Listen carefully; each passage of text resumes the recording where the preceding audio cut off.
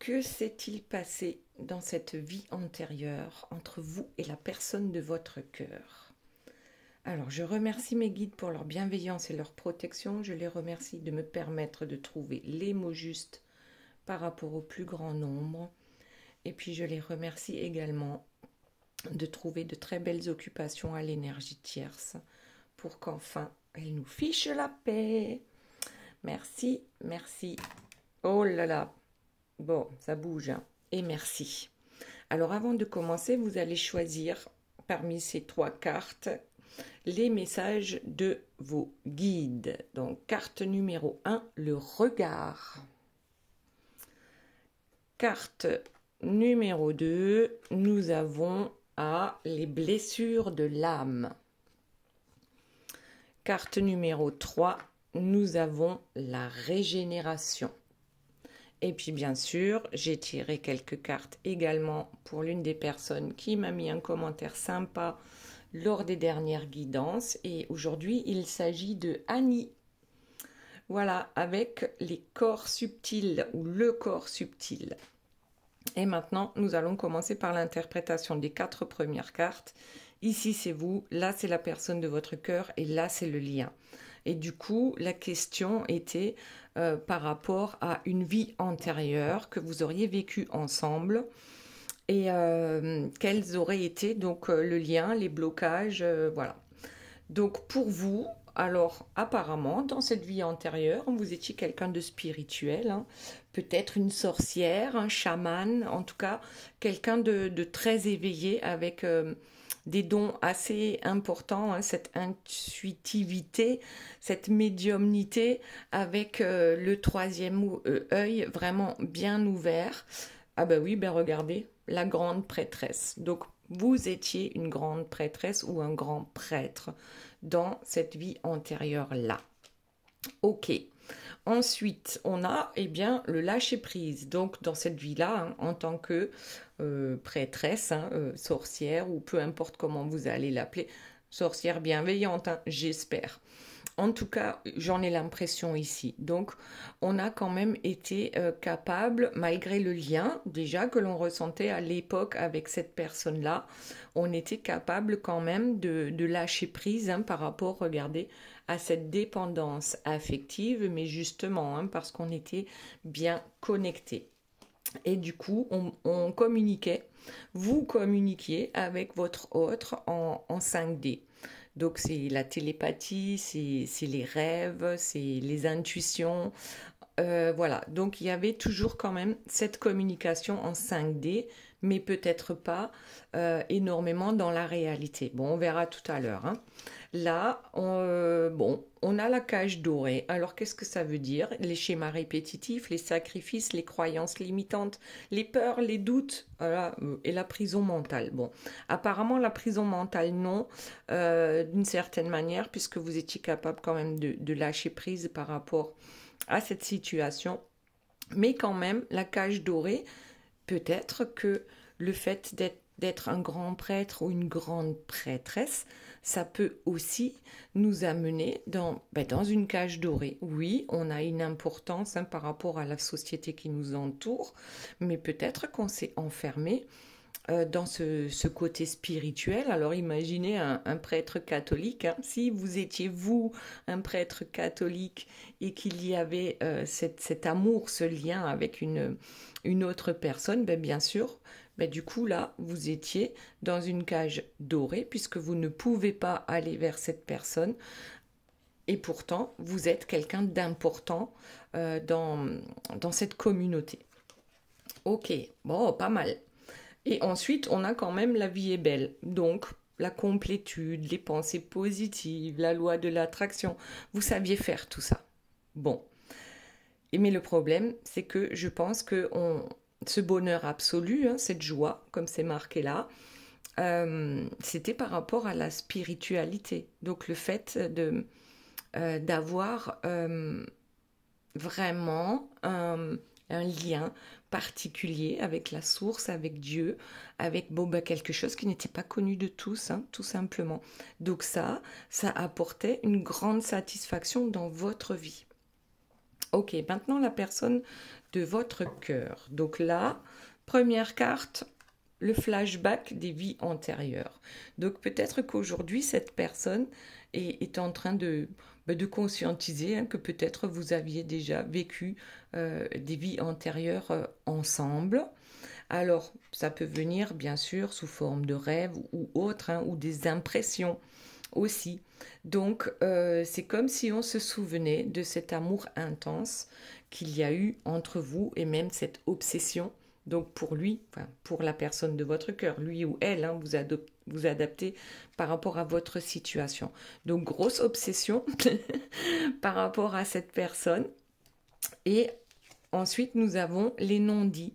Donc, il y a bien effectivement la prêtresse là, ou le prêtre, le grand prêtre ici, qui ne pouvait pas dévoiler peut-être son amour pour cette personne. Bon, ensuite, on va voir le dos de deck. On a la libération d'un blocage. Donc oui, déjà dans cette vie-là, il y avait des blocages qui empêchaient ces deux personnes, donc vous et la personne de votre cœur, de vous retrouver. Alors n'oubliez pas, hein, c'est une guidance générale, ça ne peut pas parler à tout le monde. Et déjà, il faut croire aux vies antérieures, sinon ça ne sert à rien d'écouter ma guidance. Ou quoique, ça peut toujours peut-être réveiller quelque chose en vous, même si vous ne croyez pas aux vies antérieures. Donc maintenant, le lien. Première chose qui sort, le mauvais œil. Bon, bah déjà, c'est réglé, c'est clair, c'est net. Il y a un truc ici qui vous a empêché de vous retrouver tous les deux dans cette vie antérieure parce que justement, quelqu'un était là pour vous jeter le mauvais œil, pour vous empêcher d'avancer l'un vers l'autre. Ici, acceptation de l'autre. Bah, déjà ça, je pense que c'est avec déjà le mauvais œil et puis aussi avec les croyances limitantes. C'est-à-dire que là, on parle quand même en d'autres temps.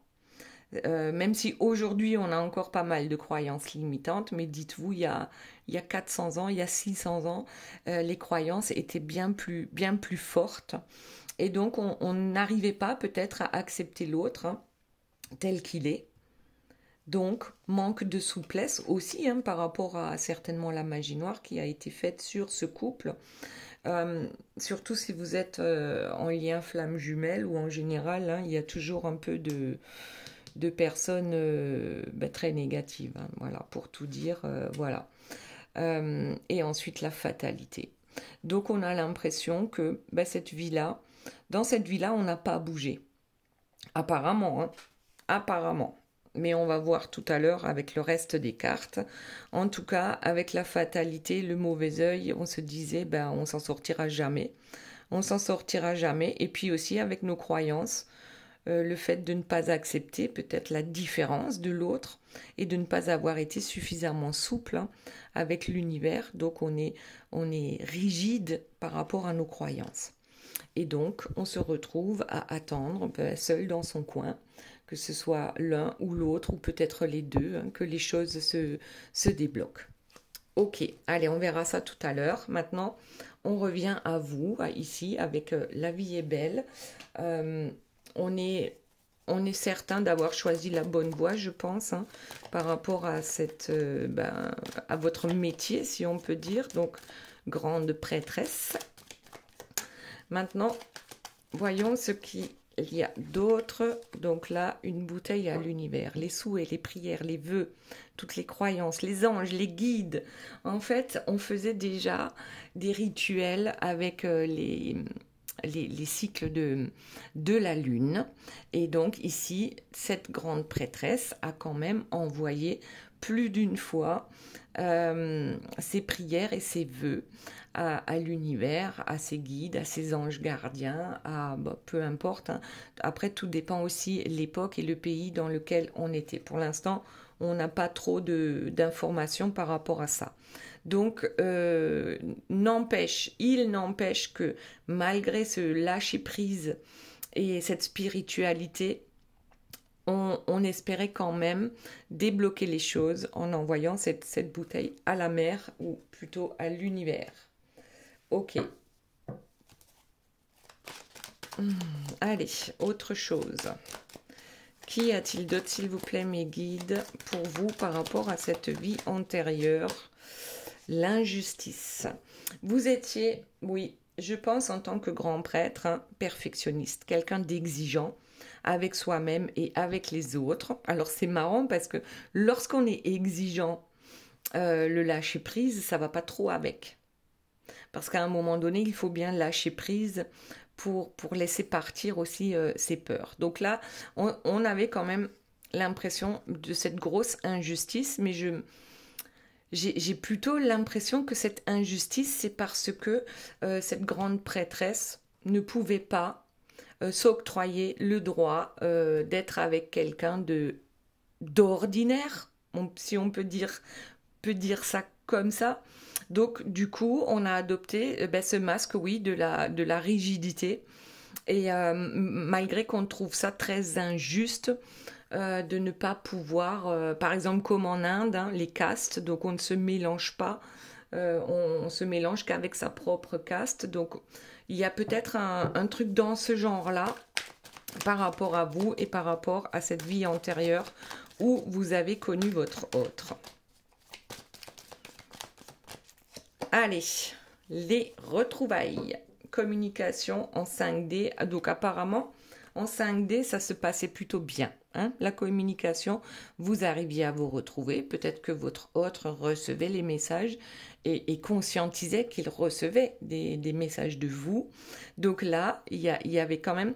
Il y avait des échanges, bien sûr fragiles, bien sûr qu'on ne voyait pas, mais des échanges qui faisaient quand même que vibratoirement, on pouvait se retrouver tous les deux. Ok. Allez, la suite. Qu'y a-t-il d'autre pour vous, s'il vous plaît, mes guides? Je trouve que c'est pas mal hein, de poser des questions de temps en temps comme ça. Voilà, la vie antérieure. Allez. Il y en a combien qui sont tombés?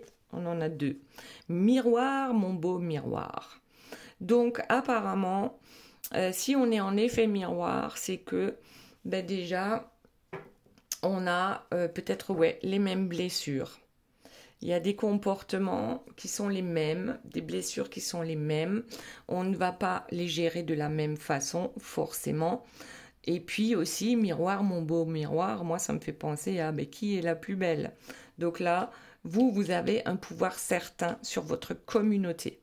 Donc, ouais, on est au-dessus. On est au-dessus. Bon, après, voyons, le cœur a ses raisons que la raison ignore. Alors, oui, effectivement, il y avait à ce moment-là des décisions à prendre pour cette grande prêtresse et apparemment, elle n'a pas écouté son cœur parce qu'elle était dans cet apprentissage pour monter en grade. Hein. Moi, ce que je vois, c'est je monte en grade par rapport à ce que j'ai appris sur les secrets, en fait, de l'univers. Et c'était bien plus important que cet amour, même si cet amour était extrêmement important aussi, puisque le lien était là et très fort. Donc, on est clairement en opposition entre ce que veut notre cœur, et entre ce que je veux, moi, dans le matériel et la vie que je me suis rêvée, du coup, ça m'oblige à sacrifier quelqu'un. Voilà. C'est soit ma vie, on va dire, professionnelle, hein, personnelle professionnelle, soit ma vie amoureuse. Et je pense que là, on a eu des décisions à prendre à un moment donné qui ont fait que, bon, allez, on prend celle-ci et celle-ci. Alors, on a le couple sacré. La première carte, c'est le couple sacré qui tombe sur la bouteille à l'univers. Donc, on a quand même fait une demande. On a reconnu son autre par rapport à ce couple sacré. La reconnexion a eu lieu. Le lien, ouais. Et en plus, là, il y a marqué flamme jumelle, âme sœur. Donc oui, un grand oui, c'est un couple énergétique. C'est-à-dire que quand ces deux-là sont ensemble, eh bien, l'énergie est décuplée. Et vous l'aviez bien senti, vous avez fait des demandes à l'univers par rapport à ce couple en lien sacré. Mais bon, alors, la carte suivante, c'est la petite chaser. La petite voix, écoutez, accueillir ce que cet enfant intérieur vous dit. Cet enfant a été blessé dans sa jeunesse, d'accord? Et c'est bien pour ça que je crois que c'était très important pour vous de vous accomplir d'abord sur un plan professionnel, être reconnu. Alors que là, on voit un enfant sous cloche, si on peut dire. Je ne sais pas si vous le voyez bien. Donc là, la voix de l'enfant intérieur est sous cloche. Et c'est peut-être ça qui est injuste. Donc on essaye de rééquilibrer cette injustice en étant quelqu'un d'important dans la vie de sa communauté. Ok, autre chose, et puis on va passer à la personne de votre cœur. Allez, on a la mission de vie, la destinée. Donc ici, clairement, vous saviez quelle était votre mission de vie sur le plan spirituel. Et lorsque vous avez rencontré votre autre, tout d'un coup, vous avez compris que ça faisait partie aussi de votre mission de vie que de rencontrer cette personne et de surmonter en fait les difficultés par rapport à ce lien. Bon, on verra tout à l'heure comment ça se passe ici dans le lien, si vous avez pu surmonter quelques difficultés, ou toutes, ou pas du tout. Ok, allez, on va voir pour la personne de votre cœur. Donc, on a bien ce flashback par rapport à une vie antérieure. Donc, dans cette vie antérieure, cette personne comprenait bien que le défi de sa vie, c'était vraiment de se libérer de ce blocage. Donc, les non-dits, peut-être que vous avez été en couple, en amour, que c'est devenu une obsession. Donc, pour la personne de votre cœur. Là, on parle bien de la personne de votre cœur. Donc, c'est devenu une obsession pour cette personne parce que, justement, on ne pouvait pas en parler. On ne pouvait pas en parler parce que vous étiez quelqu'un d'important et probablement que, avec les croyances limitantes, on n'a pas pu être ensemble. Alors, voyons ce qu'il y a d'autre, s'il vous plaît, mes guides, pour la personne de votre cœur. Alors, on en a deux. La moitié d'âme. Donc ici, ça confirme que cette personne avait bien compris que vous étiez sa moitié d'âme. Donc ça, c'est certain, dans une vie antérieure. Et ensuite, la vitesse d'évolution. En fait, ça s'est fait très vite. Évolution, ça s'est fait très vite. Cet amour réciproque. Évolution rapide. Et j'ai l'impression que... Alors, je vais voir. Mais j'ai l'impression que aussi vite c'est monté, aussi vite c'est redescendu. On va voir. Hop. Oh lolo. Alors... Un temps à part, ouais. Alors exactement, rapidement, cette histoire d'amour a évolué très vite, en cachette, avec les non-dits. Ensuite, on a le temps à part, donc très vite aussi, nous avons été séparés par la vie, par le quand dira-t-on, et ainsi de suite. Donc cette obsession, même lorsque vous n'étiez pas ensemble du tout, même lorsqu'il n'y avait pas de communication, ça devenait une obsession, un truc vraiment gros. Bon, et ensuite on a la peur qui tombe sur les non-dits. Donc effectivement, on dirait bien que la personne de votre cœur était à votre place. Donc c'était la personne cachée, si on peut dire, d'accord ? Et vous étiez la personne en vue avec, voilà, votre vie bien installée. Ok. Allez, voyons ce que nous avons d'autre. Donc déjà, là, il y en a une qui sort. Le blocage karmique, eh bien, c'est parfait. Donc, bien sûr, lorsqu'on est en contrat d'âme, on a effectivement un blocage karmique à libérer. Donc là, regardez. On croirait bien qu'on se trouve en Égypte. Voilà, là ça me fait penser à l'Égypte. Les prêtres égyptiens étaient, inaccessibles. Ils étaient vraiment très hauts dans la hiérarchie. Et la sincérité. La vitesse d'évolution, ça a été très sincère, ça a été très rapide ce qui s'est passé entre vous. C'est vraiment l'ouverture du cœur fois 1 million, fois 1 million, et puis vous vous êtes séparés en fait très rapidement. Bon, pour ceux qui trouvent cet oracle sympa, vous voyez, c'est l'oracle des contrats d'âme. Je trouve très beau. Et ici, ben, on a cette alchimie en fait qui n'a pas disparu malgré la séparation. Malgré tout le temps qu'on a passé l'un sans l'autre, eh c'est dû aussi à cette obsession, c'est-à-dire que ce qu'on n'a pas, c'est en général ce que l'on veut. Bon, donc, il y a quand même ici l'alchimie entre vous. Je crois que la personne de votre cœur s'y est essayée aussi en faisant de la magie blanche. Ok. Malgré ses peurs, hein. La peur de ne pas vous revoir, la peur de ne plus pouvoir communiquer. On est vraiment ici, les non-dits, les peurs et tout ce qui nous empêche en fait d'aller l'un vers l'autre. Et nous avons l'éloignement, voilà. Donc quand on a peur de perdre quelqu'un, eh bien qu'est-ce qui arrive? Eh bien on finit par perdre cette personne. Bon, il faut dire que ici, hein, avec la magie noire, le mauvais œil, je pense que vous avez bien été aidés, tous les deux, pour contrer en fait quelque chose de très puissant, à contrer votre amour. Ok, allez, on continue. Qu'avons-nous d'autre? Donc pour vous, la personne de votre cœur, qu'est-ce qui s'est passé dans cette vie-là?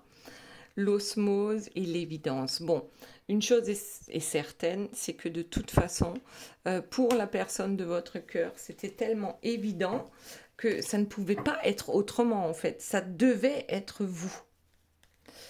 Ensuite, qu'est-ce qu'on a? Ah, l'ex-partenaire. Donc déjà, votre autre, apparemment, il y avait un partenaire ou une partenaire de vie qui a peut-être contribué aussi à ce que ça ne fonctionne pas entre vous.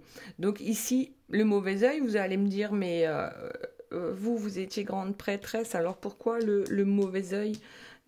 Alors, pourquoi peut-être ça a fonctionné, ce mauvais œil? Aussi parce que autant cette prêtresse ici, prêtresse blanche, était douée dans ce qu'elle faisait, autant de l'autre côté, ceux qui font la magie noire, le mauvais œil, étaient doués aussi dans leur domaine.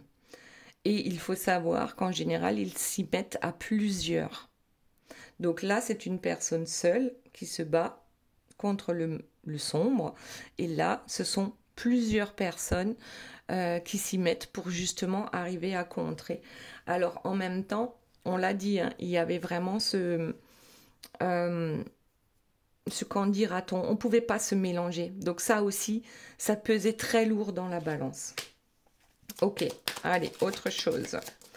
Qu'y a-t-il d'autre, s'il vous plaît, mes guides, pour la personne de votre cœur par rapport à cette vie antérieure que vous avez vécue ensemble?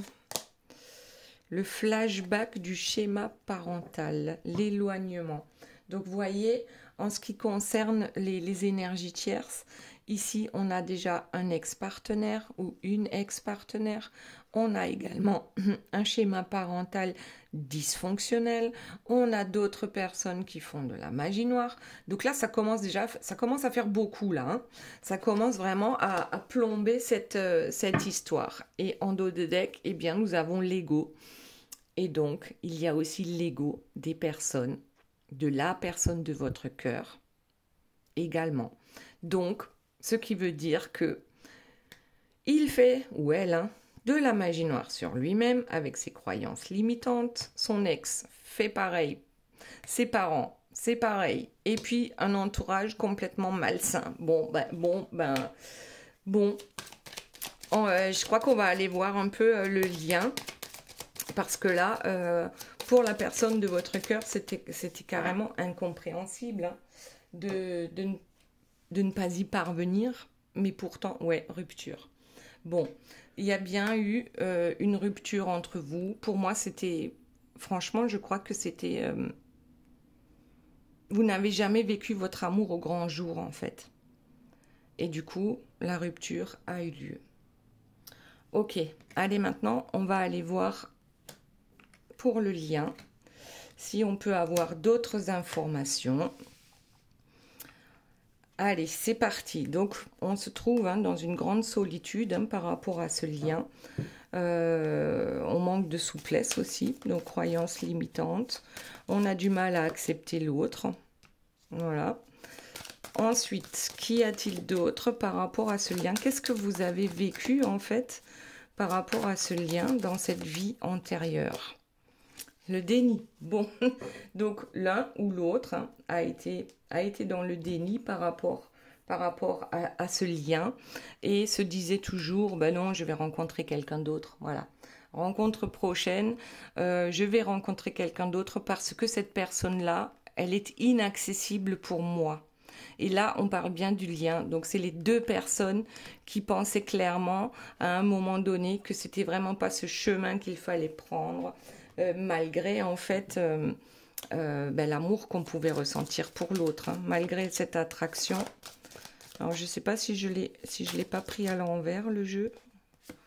Non, ça va. Partage des responsabilités. Donc effectivement, on a bien ici un partage des responsabilités, c'est-à-dire que c'était pas juste l'un des deux qui était responsable de ce qui a pu se passer dans cette vie-là par rapport à votre histoire amoureuse, c'est bien les deux qui ont manqué de souplesse.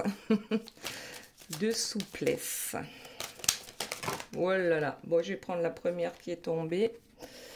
Nous avons le pardon à accorder. Donc ici, on voit bien que les deux sont responsables et au lieu de partir sur le thème de la fatalité, puis de toute façon ça ne marchera pas. Je crois qu'il y a eu dans cette vie-là un pardon à accorder, c'est-à-dire l'un à l'autre, mais aussi à soi-même, parce qu'on n'a pas toujours su faire, dire, penser, et ainsi de suite, ce qu'il fallait au moment où il fallait, mais ce n'est pas un hasard. Donc, si dans cette vie-ci, vous avez du mal à pardonner à la personne de votre cœur, c'est que là, on a encore un schéma qui se reproduit en fait. Schéma répétitif qui se reproduit. Bon, il y a marqué quoi s'il vous plaît? Schéma répétitif. Donc en fait, les cartes sont là, on va dire, pour me conforter dans ce que je suis en train de vous dire. Donc effectivement, on a été dans le déni, on ne voulait pas voir les choses. C'était peut-être compliqué aussi avec l'époque. Donc là, j'ai l'impression que dans cette vie-là, ce schéma se poursuit dans cette vie-là. Ok, alors aussi pourquoi on avait besoin de pardonner à l'autre, si on peut avoir une info. Alors, est-ce qu'on peut avoir une info? Qu'est-ce qui s'est passé? Âme sœur. Le pardon à accorder. Alors, soit l'un comme l'autre, vous avez pu être en couple avec une âme sœur et que ça s'est plutôt mal passé parce que justement, vous vous êtes rencontrés. Ça, c'est possible. Pardonner à son âme sœur, mais c'est aussi pardonner à sa flamme jumelle. Et regardez quoi? Les tromperies. Bon, là, on a des masques. C'est des tromperies. Alors, je ne sais pas si c'est sur le plan sexuel ou si c'est autre chose complètement. En tout cas, le pardon, on a besoin de pardonner à son âme sœur ce qui s'est passé dans le passé, justement, si on veut reconstruire avec cette personne-là, bien sûr. Et même si on ne veut pas reconstruire avec elle, lui pardonner aussi juste pour notre paix intérieure. Voilà, tout simplement. Et pour pouvoir avancer. Appréciation et gratitude. Je crois vraiment qu'à un moment donné, même si c'est extrêmement douloureux ce qu'on a pu ressentir par rapport à ce lien et par rapport au fait de ne pas avoir pu de ne pas avoir pu diriger notre vie par rapport à notre amour. Et ici, je crois qu'il faut quand même apprécier le fait d'avoir vécu cette vie-là parce que ça nous permet d'avancer, ça nous permet de comprendre peut-être aussi les blocages qui ont lieu aujourd'hui. Alors, voilà, libération des blocages. Donc apparemment, je dirais que vous avez pu libérer certains blocages par rapport à cette vie antérieure, mais qu'il en reste. Bon, vous me direz lesquels, et vous me direz aussi, dans cette vie antérieure, c'est vous qui avez pris la fuite, c'est l'autre. Mais je dirais que c'est les deux, puisqu'on a les responsabilités partagées. Allez, on va passer maintenant au message de vos guides, et on va commencer par Annie. Donc, on a le corps subtil avec les rêves, la 5D, la décorporation. Donc, c'est un peu ce qu'on disait pour vous ici, c'est-à-dire que vous avez cette capacité, ou vous êtes en train de développer cette capacité à recevoir des messages dans vos rêves. Ok, voyons la suite. Ouh, fusion, mariage alchimique, feu sacré et kundalini, rien que ça. Et le lâcher-prise. Bon, alors... Déjà, je crois qu'il faut sortir du mental. Hein. Vous savez, quand le cerveau il turbine à fond, là, il faut, je crois, trouver le bon équilibre par rapport justement à ce que veut le cœur, à ce que veut la raison. Trouver un juste milieu entre ces deux-là et puis lâcher prise. Ensuite, on a donc, vous êtes capable de recevoir les messages. Avec la fusion, le mariage alchimique, c'est d'abord le mariage alchimique pour vous-même, en vous-même. Parce que l'éveil de la Kundalini, c'est vous qui faites ce chemin-là de spiritualité. Hein. On s'élève spirituellement jusqu'à arriver. Alors, l'éveil de la Kundalini, c'est vraiment quand... tous les chakras sont alignés. Hein. Donc là, oui, effectivement, on peut faire le petit rituel hein, avec les 7 petites bougies qui sont ancrées ici dans le sel pour nettoyer. Oui, effectivement, là, je pense qu'il y a... vous êtes une personne qui est déjà bien équilibrée, mais peut-être encore un peu à travailler sur ce lâcher-prise. Voilà. Ok, allez, donc ça c'était pour Annie. Maintenant, ceux qui ont choisi la carte numéro 1 avec le regard, oups, on a en fait cette nouvelle vision de voir les choses. Ici, on a le verre, on le voit à moitié vide. Et aujourd'hui, on le voit à moitié plein. Donc aujourd'hui, on est quand même beaucoup plus focus sur le côté positif des choses. Ah, énergie tierce et négativité. Bon, super. Donc, on a des énergies tierces dans notre entourage, si on peut dire. Mais on est capable aujourd'hui de ne plus se laisser en fait prendre au piège hein, des énergies tierces, des dépendances, des addictions, de l'ego, de toute situation qui va vous tirer vers le bas avec le verre à moitié vide. Maintenant, vous ne vous laissez plus avoir. Voilà. Et ensuite, on a la résilience, le courage, la force et la persévérance suffisante pour justement hein, se défaire de toutes ces tierces, pour justement faire intervenir le vent ici pour qu'il chasse tous ces nuages noirs dans votre vie. Ensuite, ceux qui ont choisi la carte numéro 2, les blessures de l'âme. Donc là, on parle bien du rejet, de l'abandon, de l'injustice, de l'humiliation et de la trahison. Donc là, c'est un bouquin qu'a fait Lise Bourbeau, je crois hein, que c'est elle, sur ces 5 blessures en fait de l'âme. En fait, peut-être qu'on a été conditionné par rapport à certaines blessures, par rapport à certains traumas de notre vie. Et on doit aujourd'hui les verbaliser. Donc l'expression du soi, le dialogue, la déclaration. Accepter, déjà savoir quelle est votre blessure numéro 1. En général, c'est soit l'abandon, soit le rejet, mais pas forcément, hein, puisqu'on est ici, on est en guidance générale. Donc, effectivement, verbaliser cette blessure. Déjà, c'est une première bonne chose pour vous, c'est d'arriver à le dire, d'arriver à l'exprimer et ensuite de la pacifier avec ici, on a quand même la colombe, hein, la colombe de la paix, avec un petit cœur. Donc la colombe aussi de l'amour. Donc oui, il y a encore un travail à faire sur une ou plusieurs blessures d'âme. Donc il va falloir en parler, alors que ce soit autour de vous ou avec un thérapeute, qui sait, et pour ensuite justement pouvoir nettoyer cette partie du karma et la pacifier. Voilà. Maintenant, ceux qui ont choisi la régénération, donc le numéro 3, ici on a la guérison, on a l'arbre de vie, donc on est bien ancré au ciel et bien ancré à la terre. Donc il y a une transformation, il y a une guérison en cours par rapport à votre âme.